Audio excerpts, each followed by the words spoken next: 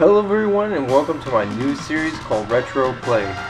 In today's Retro Play I'm going to be playing Super Street Fighter 2 New Challenger for the Super Famicom, and then I'm going to be playing Street Fighter 2 Special Championship Edition for the Sega Genesis.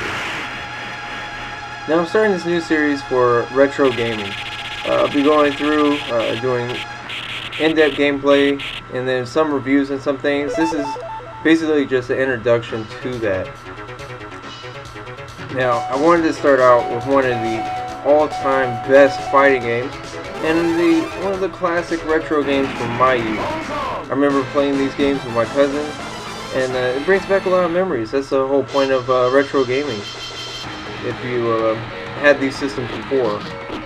I myself, I started out with the Atari 2600 and then moved on to the Sega Genesis. I've had an NES, but I didn't have a Super NES until my teen years. Mostly stoked with Sega. I was a Sega fanboy until the PlayStation came out, and then I was hooked on PlayStation. But pretty much I've had every system from Saturn, Dreamcast, 64, you name it. There's so much to love about these games, and nothing's better than Super Street Fighter, the originals. Now they're a big improvement over Street Fighter 2 for the Sega Genesis. I will say that much. The Super Famicom version has a lot tighter controls, and it just feels better when you perform special attacks and advanced combos and stuff like that. The Sega Genesis one, the controls are a little bit laggy, and it's harder to pull off some of the special moves and the combos, but it's still worth having, just for history's sake. Even if you never played it in your entire life before, you should get it just to see where fighting games, came from. Because before Street Fighter, there weren't too many good fighting games. There weren't too many at all. There is a Fatal Fury, which I will be doing another review on later also. And then Mortal Kombat, which came out a little bit later to compete against Street Fighter. And it took some of the thunder away. Updated characters and blood and everything else like that. So,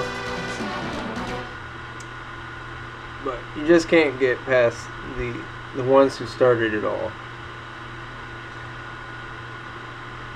Now keep an eye out for more of these retro plays. My next one, I'm going to be doing a full in-depth on Mortal Kombat, from Sega Genesis to the Super NES versions. Comparison between the two, because back then Sega Genesis and Super Nintendo were kind of, they had a rivalry going on. All their commercials, all their promotions were slandering each other, and it's just funny to see which ones are the best. Now, I will say that the Super Famicom version of this game has the better graphics, but the Sega Genesis version has better sound. Now, it's a common thing between Super Nintendo and Sega, where one will have something over the other version than the other one. Like sometimes Sega Genesis will have better sound than Super Nintendo. It's just back and forth between the two. But as far as Street Fighter goes, I think Sega has the best sound quality, but the Super Nintendo had the best graphics. Now, don't get me wrong, the Super Nintendo, the Famicom version I just played, is the Super Street Fighter 2, whereas this version on the Sega is the original Street Fighter 2. But the Tournament Edition is the one to get. The tournament mode is very fun. It's great if you have friends. It'll keep you entertained for a lot longer than the original by itself with just versus mode. So keep an eye out. Don't forget to like and subscribe, and stay tuned for more retro play.